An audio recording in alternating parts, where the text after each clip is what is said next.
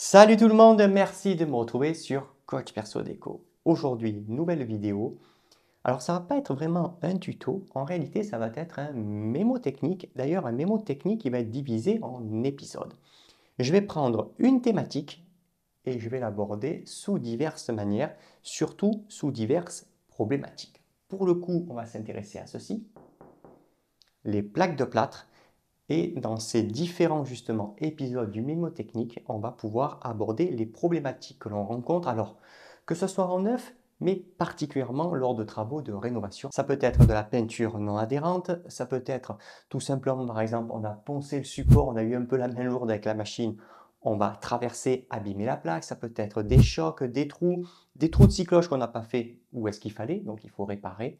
Voilà, donc vous allez voir, au fur et à mesure, justement, vraiment, on va traiter l'univers de la plaque de plâtre en général. On rentre de suite dans le vif du sujet et on va s'intéresser, on va dire, à la problématique que l'on rencontre très régulièrement en plaque de plâtre. J'ai fait des chocs, j'ai fait des coups et, ma foi, j'ai traversé également la plaque de plâtre. Vous voyez, celui-ci, on va commencer gentiment, je l'ai entouré. Il n'est pas très large. Il fait la valeur à peu près de 2 mm de profondeur. 2 mm de profondeur, vous allez pouvoir le traiter avec ce type d'enduit. Donc ça, c'est un enduit de lissage qualité fine. Vous pouvez en trouver en tube et en produit tout prêt, voire même en produit allégé. Ça va convenir très bien. Ici, j'ai avec moi un couteau de 10 cm de largeur. J'ai un couteau ici de 6. Il faut bien penser que dans la mesure du possible, on utilise toujours des couteaux qui ont une largeur supérieure aux petits dégâts, tout simplement parce que ça va permettre d'avoir toujours ce qu'on appelle un appui constant sur le support environnant qui, lui, est propre. Vous venez, voyez, enduit de lissage, on garnit bien. Et chose importante, voilà, vous ne faites pas ça. Je le vois beaucoup, moi, sur les chantiers, c'est rebouché comme ça en se disant, ben, si je laisse de la charge en séchant, il va y avoir moins de retrait. En soi, le retrait, il y sera quand même. Et en plus, il va falloir soit l'égrener, soit le poncer. Il y aura forcément une deuxième petite couche. Alors vous venez et vous tirez, vous voyez, bien à zéro. Vous voyez, quand on regarde de très près la caméra, là on voit, c'est légèrement enfoncé. C'est ce qu'on appelle le retrait. Vous voyez, une couche, c'est assez compliqué. Je m'en suis repréparé 3 fois rien parce que j'ai 2 bricoles à reboucher. On le prend, vous voyez, on applique. Toujours pareil, c'est de l'enduit de lissage fin. Ça reste pas. Et là, vous voyez, on est très bien. Ça va sécher quand même assez rapidement. On pourra poncer ce qu'on appelle le petit spectre d'enduit environnant. Sur le petit choc, j'avais mis l'enduit de lissage. Petit papier de verre grain 150, ça va très bien.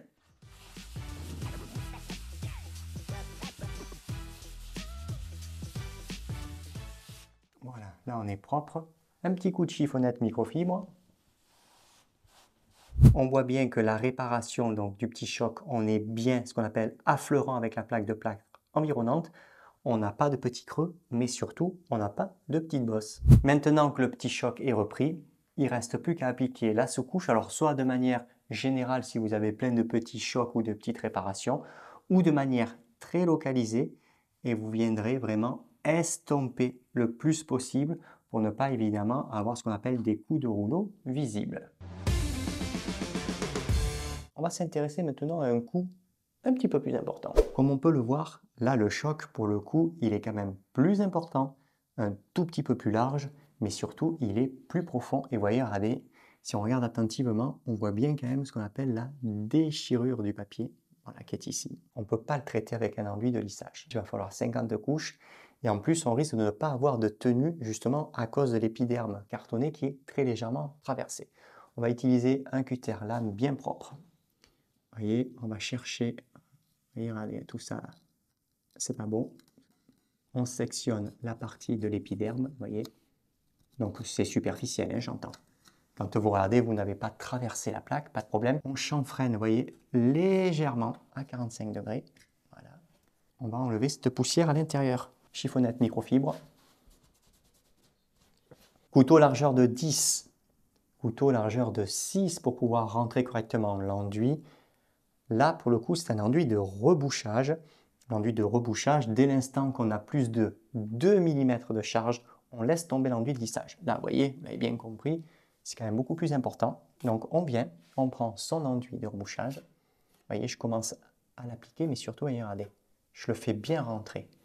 C'est-à-dire qu'il faut qu'il y ait un bon transfert entre les parties environnantes qui ont été abîmées et surtout, il faut y penser, il faut qu'on chasse évidemment l'air parce que ça peut faire ce qu'on appelle une poche. Et si on fait une poche, en fait, l'enduit va être simplement, entre guillemets, posé de manière superficielle pour diverses raisons. Vous venez, je ne sais pas moi, poser des meubles, percer, faire vibrer un peu la plaque de plâtre. Autant la petite réparation, plouf, eh bien, elle vient tomber. Donc là, étant donné que l'enduit de rebouchage a des propriétés de collage, vous voyez, vraiment, on le chasse bien. Consistance du produit, on le fait un tout petit peu épais. Toujours pareil, hein, ça ne sert à rien, vous tirez bien à zéro. C'est pas un enduit de finition. On viendra donc appliquer un petit enduit de lissage. Là, on part pour globalement 1 heure et demie de séchage. La réparation est sèche. On reste sur l'enduit de rebouchage. Là, j'ai un couteau de 10. Si vous avez un couteau de 8, même de 6, c'est amplement suffisant. Et je viens, vous voyez, je rapplique. Et surtout, vous voyez, je tire à zéro. Voilà, ça va sécher quand même assez vite globalement, voilà. Même pas une petite heure, il n'y a pas beaucoup d'épaisseur, ça sera sec. Parce que généralement, un enduit de rebouchage, il commence à ce qu'on appelle à raidir au bout d'une demi-heure, 3/4 d'heure, généralement selon les marques, parfois même plus court avec des produits techniques. Je vais laisser sécher et on se préparera de l'enduit lissage. L'enduit de rebouchage est sec. Quand on passe la main, ça semble propre, mais si vraiment on veut faire un travail soigné, pour le coup, il manque encore un petit quelque chose, c'est-à-dire la couche d'enduit. Pour le coup, on sera sur la qualité fine. Ici, c'est un petit peu fin pour égrener. On va utiliser un papier de verre grain 150, vous voyez. Ça fait un voile de poussière, petite chiffonnette microfibre. Et là, voilà, quand je passe la main, c'est très léger évidemment, mais on sent quand même un petit quelque chose. Ce qui signifie qu'en appliquant une sous-couche, peinture de finition, on n'est pas à l'abri de voir quand même un petit quelque chose. Qui plus est la lumière artificielle, si vous avez une applique ou des choses comme ça, bon, on va dire que ce n'est pas très net. On va faire un petit peu d'enduit de lissage. J'en ai préparé, vous voyez, mais alors vraiment 3 fois rien. Donc là, je viens. Vous voyez, quand on regarde, là, pour le coup, on est bien affleurant avec le support, on est bien propre. L'enduit de lissage est complètement sec. Maintenant, je vais le poncer. Pour le poncer, des petites bricoles comme ça, on peut le faire à la main. Grain du papier 150, si vous en avez un peu de partout. Passez à la machine, vous allez voir que ça fait évidemment un très bon travail et surtout, ça va plus vite. Alors,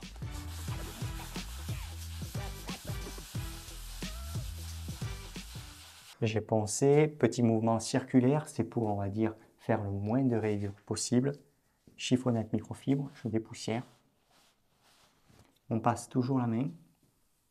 Voilà, je passe la main, c'est très propre, je ne sens pas de différence entre la plaque environnante et la réparation. Donc là, réparation, c'est OK, c'est terminé. Puisque la réparation est terminée, il ne vous restera plus qu'à appliquer une sous-couche, alors acrylique ou glycéro évidemment, selon la situation. Mais là, vous savez qu'en partant de ce travail, si vous appliquez correctement votre peinture, vous n'aurez pas de problème. Et ce genre de petit choc ne se verra pas à la lumière artificielle. Je pense par exemple, voilà, des lampes sur pied ou éventuellement une applique. Alors là, c'est pas la même musique. Et là, pour le coup, quand même, le choc est assez important parce que, vous voyez, ben, on sent bien quand même qu'on a tout traversé. Quand on est dans ce cas de figure, on ne va pas évidemment reboucher comme ça pêle-mêle.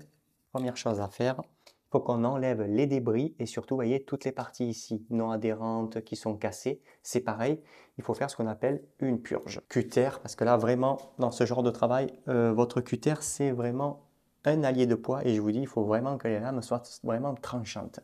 Alors, ici, vous voyez, je viens, je cherche de partout les parties voilà, qui sont abîmées. Là, je vois bien, en plus, que le dégât est assez important. On commence à voir la laine de verre.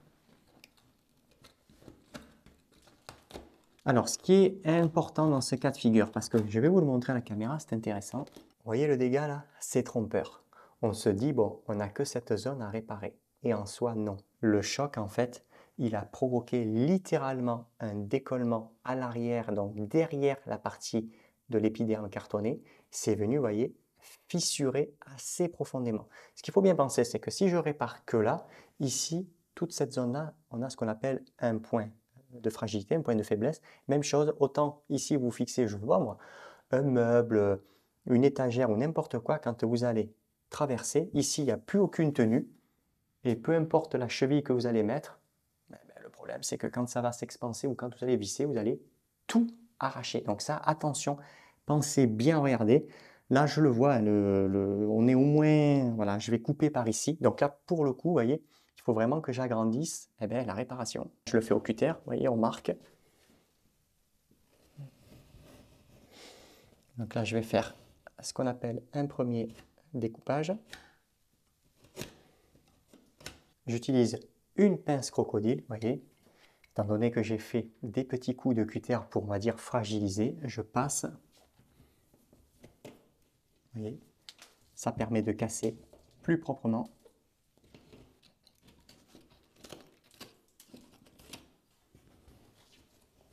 Voilà. On passe bien sa main, gentiment évidemment, il faut faire attention aussi, pour X raison, il y aurait des petits vis environnants. On passe bien sa main au bord, on vérifie ici que ça n'a pas menacé l'intégrité, donc c'est-à-dire pareil, qu'il y ait une casse un petit peu plus loin, parce que ça porte un préjudice clair à la plaque. Vous voyez, le trou était quelque part par là, machinalement, ça s'est quand même un petit peu plus agrandi. Une fois qu'on est dans cette situation-là, on garde le cutter, on vient, on enlève, vous voyez, on va légèrement chanfreiner, on enlève toutes les parties de l'épiderme cartonné qui n'a plus aucune cohésion avec le support. Voilà, tout ça. Et là, vous voyez cette partie-là qui dépasse, ça ne nous intéresse pas trop. Donc ça, pour le coup, vous l'enlevez. Vous voyez, on enlève. Il ne faut pas qu'elle soit autant prononcée parce qu'en fait, ça vient un petit peu gêner ce qu'on appelle l'adhérence, alors soit de l'enduit de rebouchage, parce qu'on va faire de l'enduit de rebouchage, soit du mortier adhésif. Petite chiffonnette microfibre, voilà, on se débarrasse bien des poussières évidemment environnantes. Ici, vous le voyez, regardez, j'appuie, c'est un panneau de laine de verre. Évidemment, on ne peut pas reboucher comme ça, tel quel, c'est pas possible.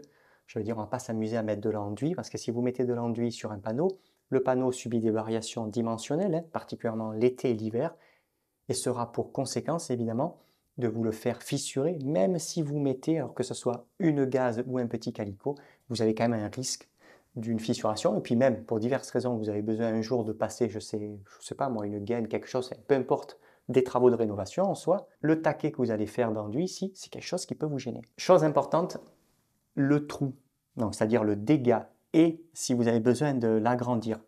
Dès l'instant qu'il fait 10 cm de côté, vous pouvez réparer comme ça pêle-mêle à l'enduit sans problème. Au-delà de 10 cm de côté, il faudra impérativement rajouter un petit bout de plaque de plâtre. C'est pour améliorer la structure et parce que l'enduit, au bout d'un moment, je vous dis une bêtise, mais si, si c'est comme ça que ça fait une fenêtre, je veux dire, il n'y a aucune tenue, il n'y aura pas de résistance mécanique. Pour ce faire, soit vous avez un peu de polyane qu'on appelle communément un plastique parce que je sais pas, moi, vous cachez des choses parce que vous êtes en plein travaux. Le polyane, c'est super. Si vous avez des chutes de papier peint, mais j'entends papier peint lessivable. Vous voyez, papier peint lessivable. Je pense que ça s'entend au micro. Vous voyez, ça fait du bruit parce qu'en fait, il est légèrement plastifié pour pouvoir accepter quand même la présence de l'éponge. Si vous avez des chutes de papier peint, ça va très bien. Je vais le faire avec du papier peint. Par contre, papier peint à différence du polyane. Le polyane, vous voyez, ça se plie aisément, ce qui n'est pas trop le cas en soi avec le papier peint. Donc il faut quand même adapter un petit peu la dimension. Donc c'est facile d'adapter la dimension. Vous voyez, vous le mettez un petit peu au-dessus. Là, tout ça, là. C'est quand même trop grand. Et là, ouais, c'est trop grand quand même. Hop, voilà. Vous voyez, vous en faites un bon petit carré, ça va très bien. Et là, on le rentre. Donc côté, évidemment, vous voyez, plastifié. Voilà, là, on veille à ce qu'il soit bien, voilà. Voilà, bien déplié. On ne voit plus l'isolant. Donc déjà, on n'a pas ce risque de venir se coller à l'isolant en lui-même. Et au moins, parce qu'il y a forcément de l'humidité due à l'enduit, et au moins l'humidité, là, elle ne viendra pas traverser pour aller rejoindre l'isolant également.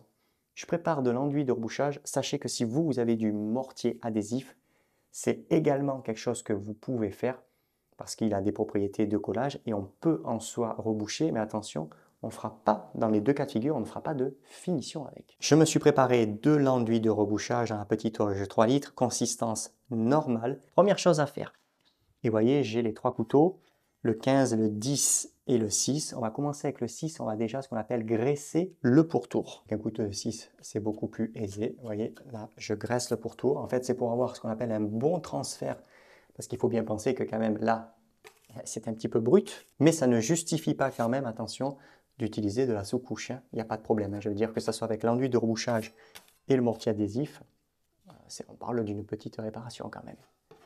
Là, j'ai bien fait déjà, vous voyez, le tour. Je passe en couteau de 10 et vous voyez, regardez, ça c'est très important. Le couteau de 10, il est plus large en réparation. Donc dans la mesure du possible, on reste toujours sur un couteau plus large. Le couteau de 15, finalement, je m'en sers comme d'un petit platoir. Et là, vous voyez, on va commencer à le rentrer. Et on le fait vraiment par étapes. Je le fais étape par étape, pourquoi? Parce que si on fait un gros taquet d'enduit, mortier adhésif ou enduit de rebouchage, et combien on chasse avec le couteau, en fait, ça forme ce qu'on appelle une boule, et la boule, elle va tout pousser. Donc en fait, elle va pousser littéralement le papier, et même elle est capable de venir, ce qu'on appelle légèrement en séchant, comprimer un petit peu la laine de verre, ce qui n'est pas très intéressant parce qu'il faut savoir qu'on a quand même si on fait attention, on a quand même ce qu'on appelle une circulation d'air dans les cloisons, particulièrement ici dans la partie doublage. Donc vraiment, on rebouche, vous voyez, de manière méthodique et surtout, vous voyez, je fais le tour, c'est-à-dire je fais comme une petite étoile, comme un entonnoir en fait, et au fur et à mesure, je viens remonter pour le boucher complet, vous voyez.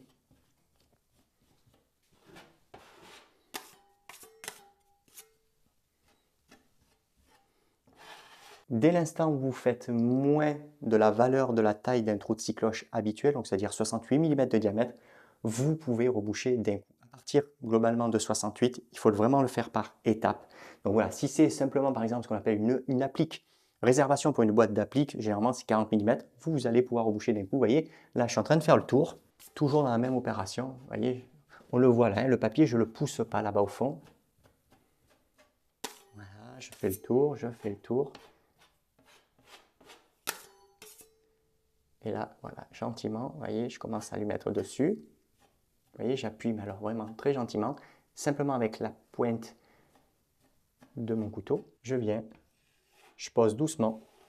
Vous voyez, ça reflue, hein, vous voyez, ça fait une bosse. Et là, voilà, vous chassez et on va venir, voilà, gentiment, voilà, légèrement, ce qu'on appelle le restructurer un petit peu, vous voyez, voilà, là on le restructure. Et là on laisse sécher. Et l'avantage, c'est qu'avec ce type de trou, donc cette petite dimension, on appliquera forcément une deuxième couche d'enduit, donc soit enduit de rebouchage, soit mortier adhésif, et c'est tout. Après, on passera sur un enduit de finition. L'enduit de rebouchage ayant ready, il s'est passé globalement 1 heure. Vous voyez, il est légèrement affleurant. Alors là, pour le coup, affleurant, ce n'est pas bon. On va utiliser un vieux couteau à enduire, largeur 10 cm, ça va très bien. L'essentiel, comme je vous ai dit, dans la mesure du possible, alors que ça soit pour enduire, mais pour faire de l'égrenage, on essaie d'avoir voilà, un couteau toujours un peu plus large que la réparation. C'est pour éviter en fait de creuser. Là, vous voyez, je le pose bien à plat. Et je vais venir, vous voyez, aller gentiment, un petit peu, voilà, estomper. J'y suis venu estomper parce qu'en fait, le produit a raidi, mais évidemment, il n'est pas sec à cœur. Pour qu'il soit complètement sec à cœur, ce qu'il faut bien penser, c'est que selon la température de la pièce, on peut même aller au-delà de 24 heures. Alors là, ça m'a permis justement de venir casser un petit peu la bosse. Mais là, ce qui est très important, c'est quand même de le laisser sécher un petit peu plus. Globalement, il va falloir laisser sécher une bonne heure pour qu'il soit suffisamment sec à la surface pour pouvoir recevoir une autre couche d'enduit de rebouchage. Comme on peut le voir, c'est sec. Je vais appliquer la deuxième et dernière couche d'enduit de rebouchage. Étant donné que j'ai passé le couteau avant que celui-ci soit complètement dur, j'étais vraiment là, vous voyez, je suis vraiment à niveau. Si vous l'avez laissé sécher, eh bien à ce moment-là, vous égrenez avec le vieux couteau dès qu'il est complètement sec. Et si vraiment, pour X raison, il fait un petit peu le ventre, Vous pouvez passer un petit coup de ponceuse, diamètre 125, 150, même si vous avez une rectangulaire, ça va très très bien, une ponceuse vibrante classique. Granulométrie du grain, vous serez dans le 120. L'enduit de rebouchage étant sec, je vais poncer. Alors pour le coup, je pourrais poncer à la main, mais je vous le montre à la machine. Je suis monté avec un vieux papier de verre 120. Si vous avez un papier de verre grain 150, ça va également très très bien. Là, on va y mettre juste un petit coup. Vous voyez, on a quelques petites aspérités pour pouvoir appliquer un bel enduit de finition.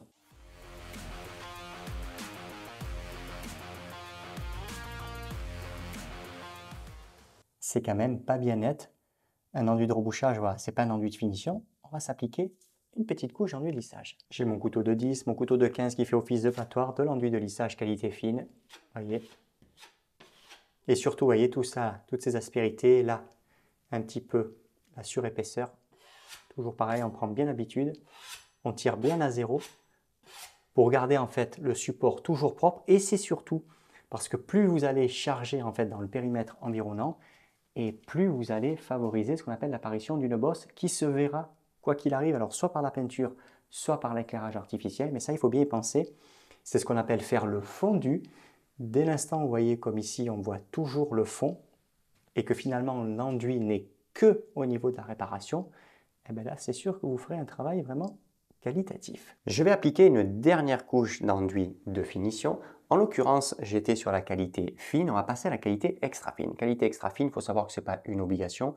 Là, je vais vraiment vous montrer, si vous aimez la belle finition, vous êtes un peu tatillon, et surtout si vous voulez appliquer voilà, des peintures déjà avec ce qu'on appelle un niveau de brillance important, donc c'est généralement à partir de la finition velours jusqu'à la grande famille des hauts brillants, il faut que la réparation évidemment ne se détecte pas. Ici, on voit bien, il y a des petits traits, des petites rayures, des petites aspérités.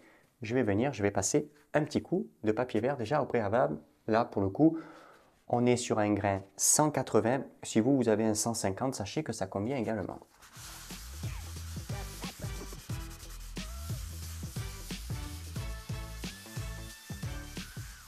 Petit coup de chiffonnette, ça c'est très important. Voilà, on enlève, voyez, on enlève le voile de poussière, hein, on ne dirait pas, mais voilà, faire de l'enduit et appliquer de la peinture sur la poussière, évidemment, c'est très mauvais. Ça peut vous mettre en défaut d'adhérence. Quand on passe la main, vous voyez, globalement, on est propre. Mais on peut quand même améliorer un tout petit peu plus le rendu visuel. Alors j'entends, c'est vraiment quand on cherche à faire de la très très belle préparation. J'ai un petit peu d'enduit extra fin, vous voyez, hop. J'ai mis un petit coup, je casse. Ça va évidemment sécher très très vite, hein. Là j'ai tiré à zéro, c'est pelliculaire donc ça va sécher très vite. Et ensuite on repassera un dernier petit coup de papier vert et en soi la réparation sera terminée. Question que l'on peut se poser.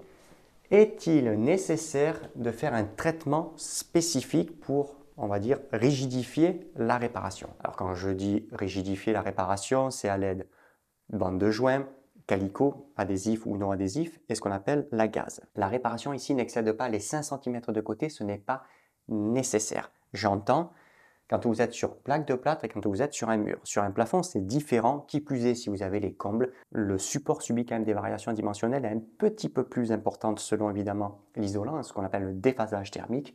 Vous pouvez voir apparaître littéralement des fissures. Sur les murs, c'est quand même moins problématique. Regardez ici, ça c'est également une réparation qui avait été traversée. Ça a quand même 2 ans et demi quand vous regardez attentivement. Alors certes, c'est plus petit, mais d'expérience, jusqu'à 5 cm de côté, si vous l'avez fait correctement, que vous avez bien graissé les bords, l'ensemble se tient.